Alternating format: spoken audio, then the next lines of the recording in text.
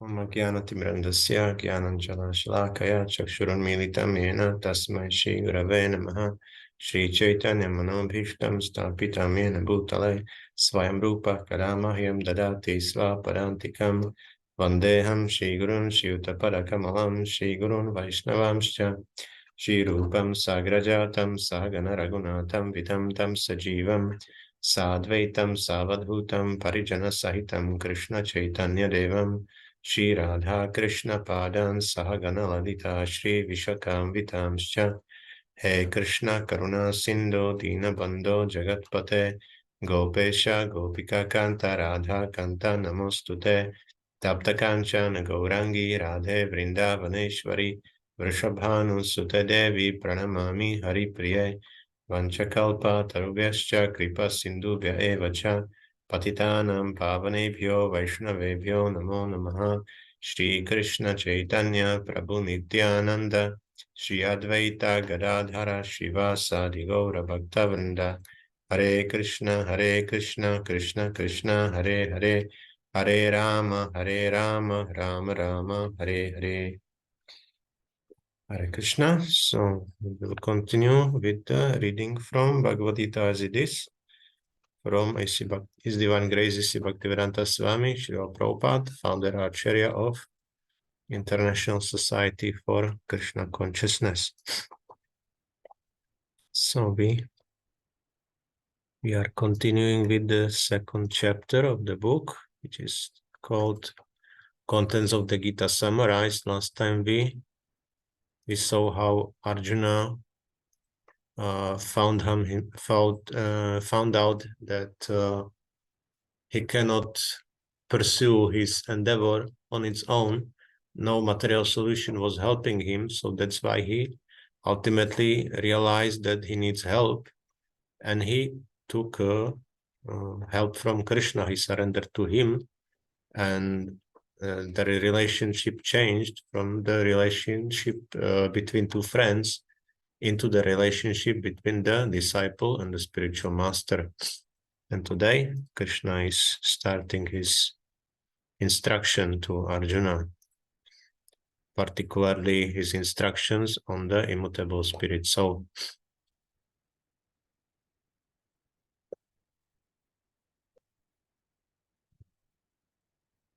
So, Shloka 10. Tamuvacha Hrishikeshak Prahasani Vabharata Senairubhayor Madhye Vishidantam Idam Vachaha. Tam unto him Uvacha said Hrishikeshaha, the master of the senses, Krishna, Prahasan, smiling, Iva, like that, Bharata on Dhritarashtra, descendant of Bharata, Senayoho, of the armies, Ubhayoho, of both parties, Madhye, between, Vishidantam, unto the lamenting one. Idam, the following, Vachaha, words. Translation: O descendant of Bharata, at that time Krishna, smiling in the midst of both the armies, spoke the following words to the grief-stricken Arjuna. Purport: the talk was going on between intimate friends, namely the Hrishikesha and the Gudakesha. As friends, both of them were on the same level, but one of them voluntarily became a student of the other. Krishna was smiling because a friend had chosen to become a disciple. As Lord of all, he is always in the superior position as the master of everyone, and yet the Lord agrees to be a friend, a son, or a lover for a devotee who wants him in such a role. But when he was accepted as the master, he at once assumed the role and talked with the disciple like the master, with gravity as it is required. It appears that the talk between the master and the disciple was openly exchanged in the presence of both armies, so that all were benefited. So the talks of Bhagavad-gīta are not for any particular person, society, or community, but they are for all, and friends or enemies are equally entitled to hear them.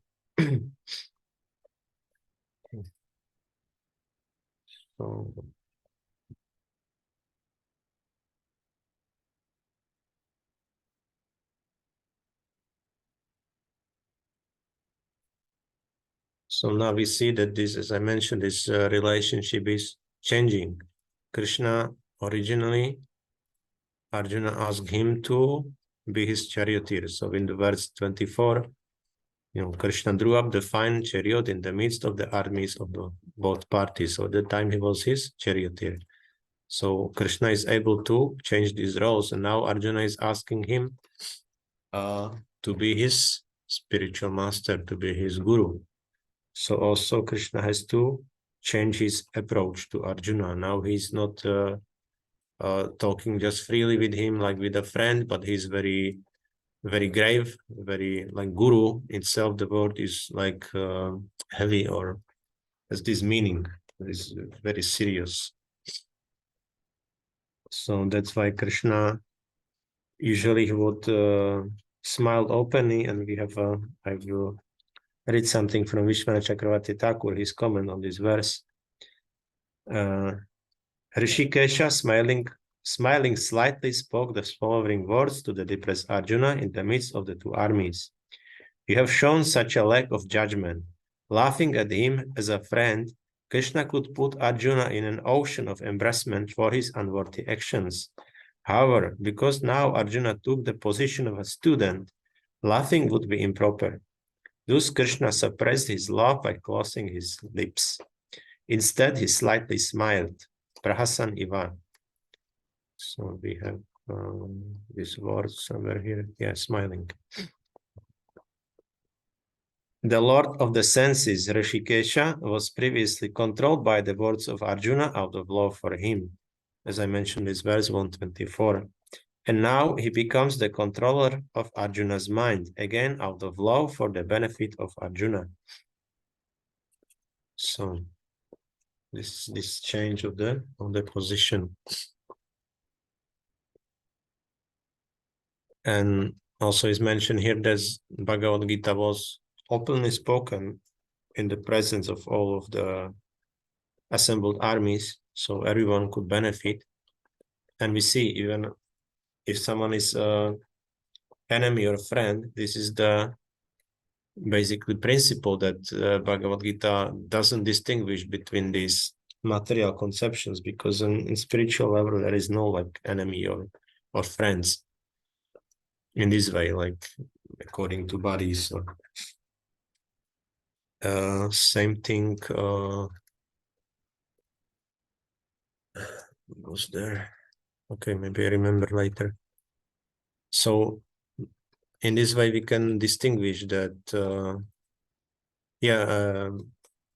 before it was mentioned that Duryodhana was pointing out to Dronacharya that he spoke this science of fighting also to his present enemies. So the same thing, like Dronacharya was, as a Brahmana, he was very liberal in this way. So this is basically a Brahmin quality to spread the knowledge to everyone. Doesn't matter what his origin is, if he is qualified in a sense of hearing and submission, so we can hear this knowledge.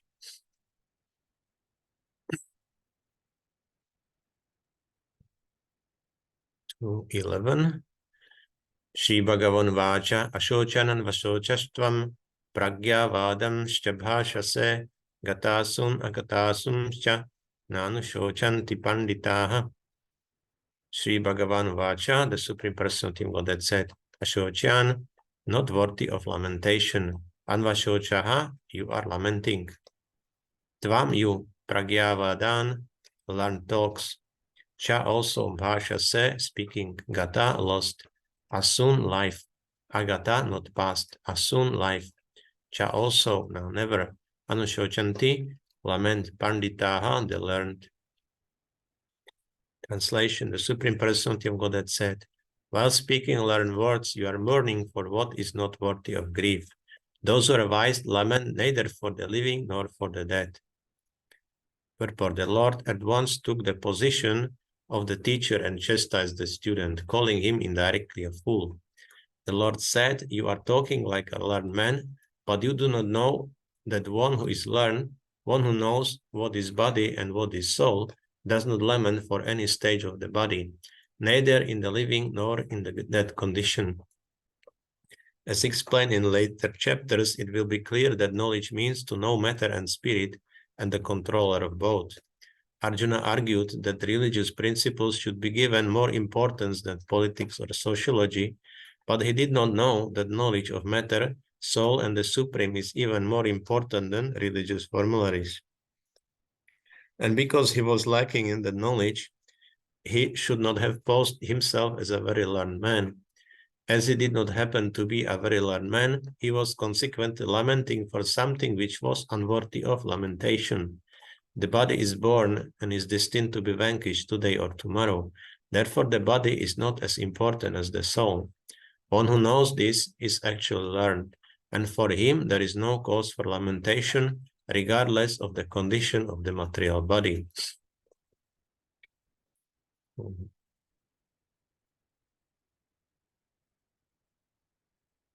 Krishna is now pointing out, or is bringing up the understanding of this matter. He's bringing it before Arjuna was mentioning only, he was on the dharmic level, on the level of prescribed duties, and Arjuna is saying that these religious things are higher than just some diplomacy or politics. So he's putting dharma in place. But Krishna now is saying that there is something even higher. There is differentiation between matter and spirit. And we are now on the moksha level instead of dharma, where these spiritual things are starting. And it can be said also it's a Brahman realization, first a realization of God. And this is also where Brahmanas are operating as a varna. So basically Brahmanas are those, or Prabhupada was mentioning learned men, are those who are differentiating between matter and spirit. And I will write here also, and their controller. So like this. Yes, there is comment.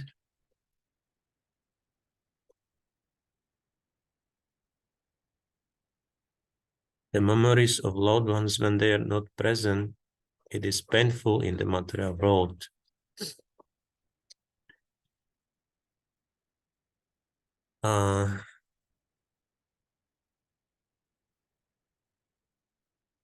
Might be, but it's important to see also that what is the real substance of this person. That he is a spirit soul who had many bodies before.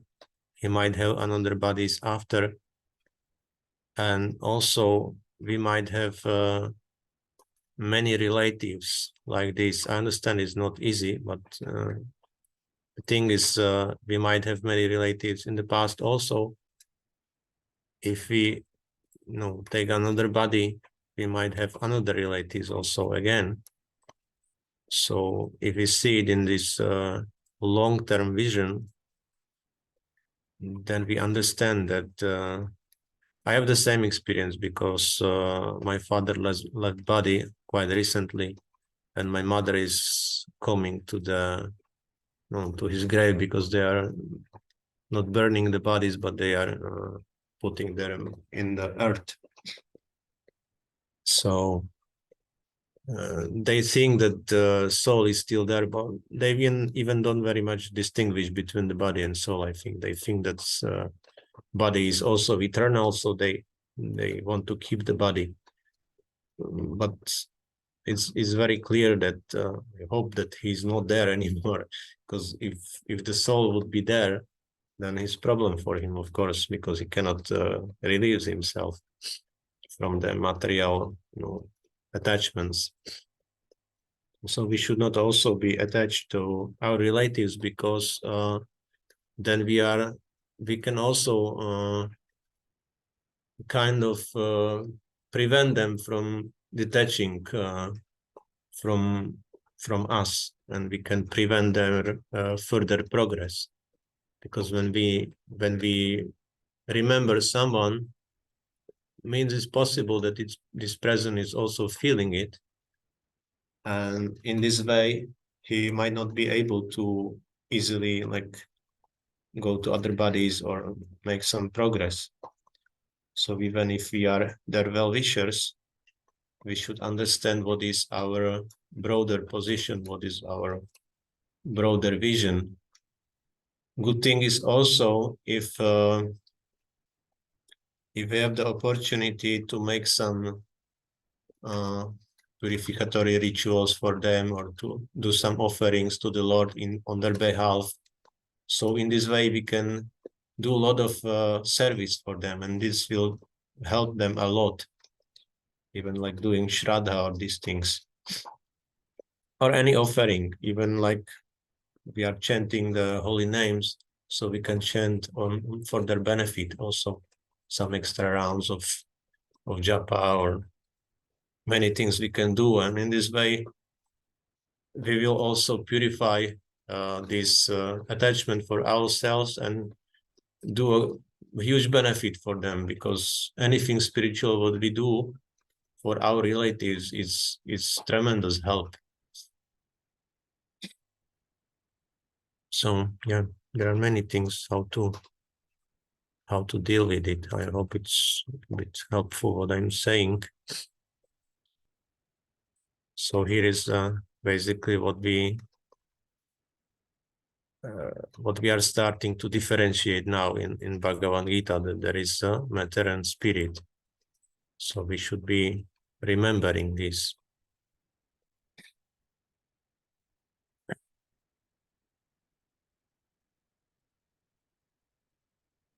Okay, let's continue.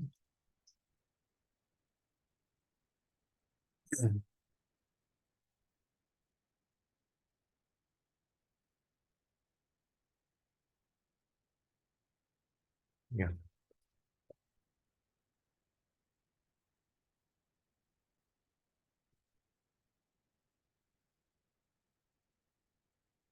Shloka 12. Natvevaham jatunasam natvam neme janadhipaha nachayvana bhavishyama sarve vayam atah param. Na never, too but eva certainly, aham I, jatu at any time. Na did not, asam exist, na not, tvam you, na not, ime all these. Jana adhipaha kings, na never, cha also. Eva certainly, na not, bhavishyamaha shall exist. Sarve vayam all of us. Atah param the hereafter. Translation: never was there a time when I did not exist, nor you, nor all these kings, nor in the future shall any of us cease to be. Purport: in the Vedas, in the Katha Upanishad, as well as in the Shvetashvatara Upanishad, it is said that the Supreme Personality of Godhead is the maintainer of innumerable living entities in terms of their different situations according to individual work and reaction of work. The Supreme Personality of Godhead is also, by his plenary portions, alive in the heart of every living entity. Only saintly persons who can see within and without the same Supreme Lord can actually attain to perfect and eternal peace. Nityo nityanam chetanas chetananam eko bahunam yovidadhati kaman tamatmastam ye nupashyati dhiras tesham shanti shashvati netaresham. Katha Upanishad 2.2.13. The same Vedic truth given to Arjuna is given to all persons in the world who pose themselves as very learned, but factually have but a poor fund of knowledge. The Lord says clearly that he himself, Arjuna, and all the kings who are assembled on the battlefield are eternally individual beings, and that the Lord is eternally the maintainer of the individual living entities, both in the conditioned and in the liberated situations. The Supreme Personality of Godhead is the supreme individual person, and Arjuna, the Lord's eternal associate, and all the kings assembled there are individual eternal persons. It is not that they did not exist as individuals in the past, and it is not that they will not remain eternal persons. Their individuality existed in the past, and their individuality will continue in the future without interruption. Therefore, there is no cause for lamentation for anyone. So Krishna is bringing another point about the spirit soul. That the spirit soul is eternal in a sense that it's individually eternal in the, like, from the past till the future. There is no like beginning or end for the living entities. The same thing, he's speaking about himself, that he has the same quality. So this is what we have common in Krishna, with Krishna. Sorry.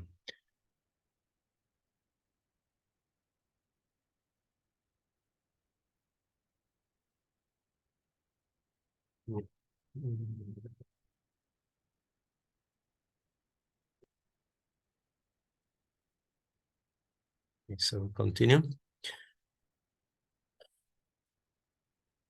The Māyāvādī theory that after liberation, the individual soul separated by the covering of Maya or illusion will merge into the impersonal Brahman and lose its individual existence is not supported herein by Lord Krishna, the supreme authority, nor is the theory that we only think of individuality in the conditioned state supported herein. Krishna clearly says herein that in the future also the individuality of the Lord and others, as it is confirmed in the Upanishads, will continue eternally. This statement of Krishna is authoritative because Krishna cannot be subject to illusion. If individuality were not a fact, then Krishna would not have stressed it so much, even for the future. The Māyāvādī may argue that the individuality spoken of by Krishna is not spiritual but material. Even accepting the argument that the individuality is material, then how can one distinguish Krishna's individuality? Krishna affirms his individuality in the past and confirms his individuality in the future also. He has confirmed his individuality in many ways, and impersonal Brahman has been declared to be subordinate to him. Krishna has maintained spiritual individuality all along. If he is accepted as an ordinary conditioned soul in individual consciousness, then his Bhagavad-gītā has no value as authoritative scripture. A common man with all the 4 defects of human frailty is unable to teach that which is worth hearing. The Gita is above such literature. No mundane book compares with the Bhagavad-gītā. When one accepts Krishna as an ordinary man, the Gita loses all importance. The Māyāvādī argues that the plurality mentioned in this verse is conventional and that it refers to the body. But previous to this verse, such a bodily conception is already condemned. After condemning the bodily conception of the living entities, how was it possible for Krishna to place a conventional proposition on the body again? Therefore, individuality is maintained on spiritual grounds and is thus confirmed by great acharyas like Sri Ramanuja and others. It is clearly mentioned in many places in the Gita that this spiritual individuality is understood by those who are devotees of the Lord. Those who are envious of Krishna as the Supreme Personality of Godhead have no bona fide access to the great literature. The non-devotee's approach to the teachings of the Gita is something like that of a bee licking on a bottle of honey. One cannot have a taste of honey unless one opens the bottle. Similarly, the mysticism of the Bhagavad-gītā can be understood only by devotees, and no one else can taste it, as it is stated in the 4th chapter of the book. Nor can the Gita be touched by persons who envy the very existence of the Lord. Therefore, the Māyāvādī explanation of the Gita is a most misleading presentation of the whole truth. Lord Chaitanya has forbidden us to read commentations made by the Māyāvādīs and warns that one who takes to such an understanding of the Māyāvādī philosophy loses all power to understand the real mystery of the Gita. If individuality refers to the empirical universe, then there is no need of teaching by the Lord. The plurality of the individual soul and the Lord is an eternal fact, and it is confirmed by the Vedas as above mentioned. So here Srila Prabhupada is defeating the Māyāvādī theory that individual soul is, that everything is just illusion, and after being liberated, individual soul is merging into impersonal Brahman. In fact, I have my own experience. I was preached like this in the past when I was taking some consultation of Ayurveda. So this person had some touch with some philosophy from India. And after he explained me how body works, then he tried to speak on the spiritual matters. And exactly this thing he was saying to me, that the soul is merging into the Brahman. So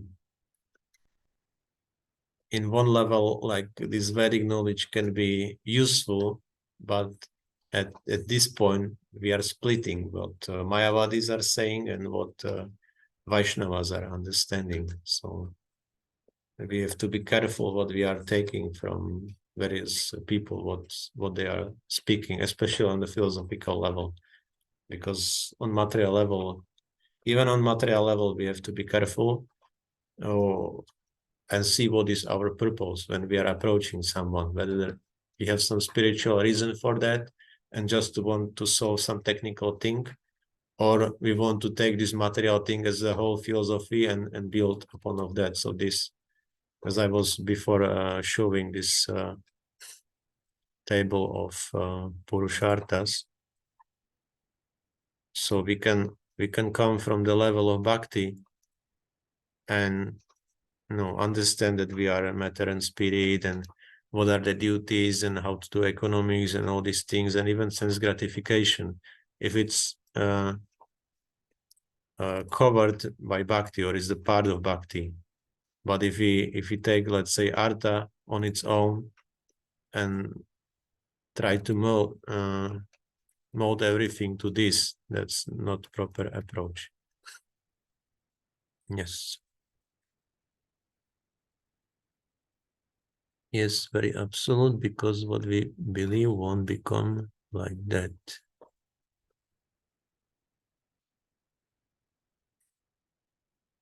Basically, yes, they also will get this kind of liberation, but unfortunately they cannot stay in this position for long. But Māyāvādīs, I'm not sure. Brahmavādīs may get this liberation, but Māyāvādīs, because they are offenders, Krishna will not allow them. Brahmavādīs, at least they don't offend. They just don't go beyond, don't understand beyond, but they are respectful. But Māyāvādīs, they are different category. Okay. So what's there next?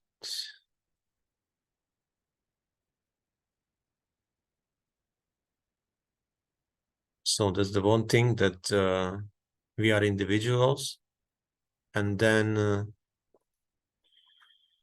so even if we accept this, that we would be material, then what is Krishna's position? Māyāvādīs leads to demoniac kingdom. Yeah.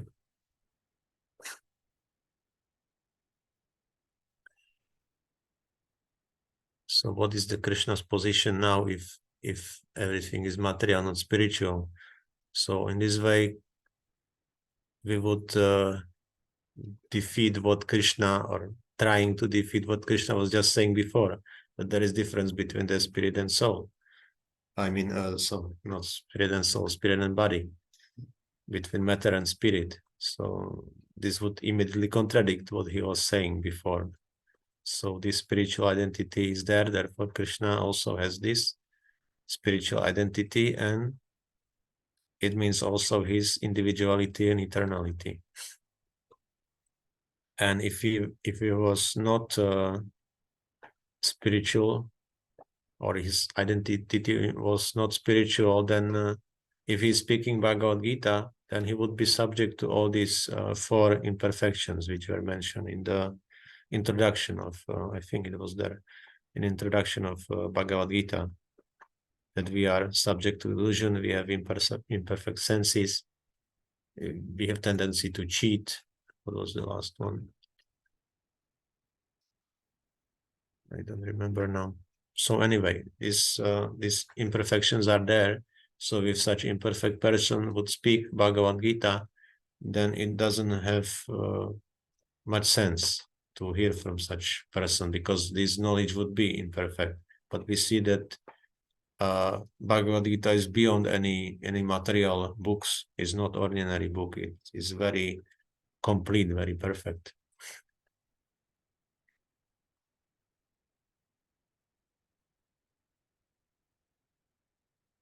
So this individuality is pervading there, also for Krishna and also for other living beings.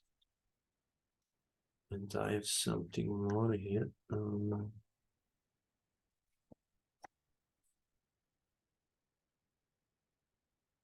Yes, there is a statement in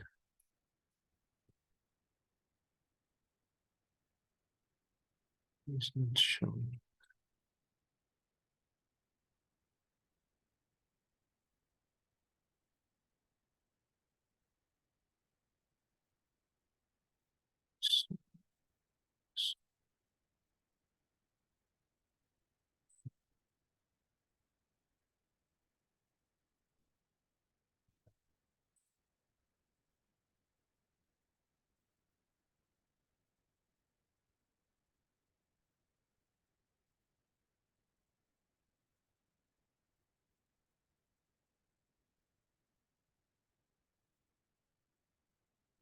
Okay, so it was to the previous verse, like Krishna was chastising Arjuna. It's from Śrīmad Bhagavatam,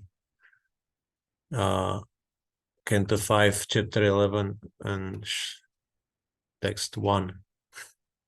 That in the purport is Prabhupada is saying how Krishna is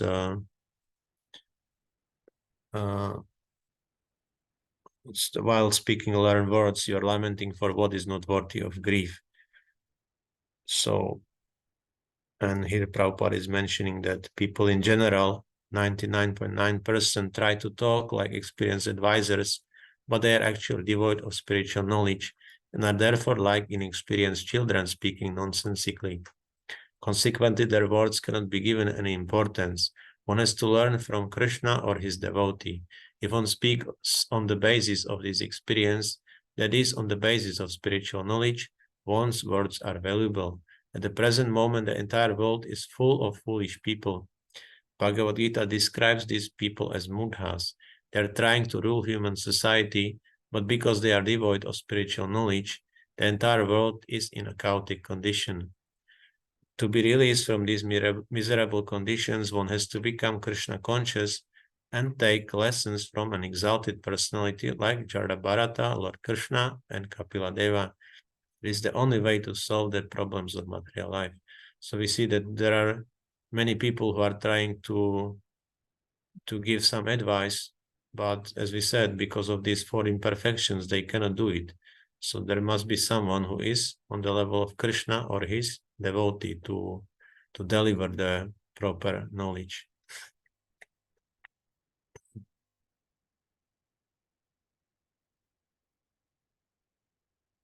Yes.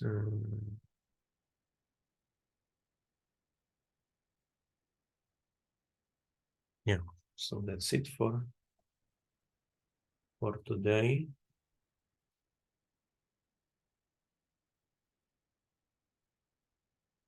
This will be a little. I will go into more details with this chapter. So we will go a little slowly, only a few verses. Okay, if there are any comments, questions. Okay, thank you. Hare Krishna, Srila Prabhupada ki jai, Śrīmad Bhagavad-gīta ki jai, Samaveta Bhaktivedanta ki jai.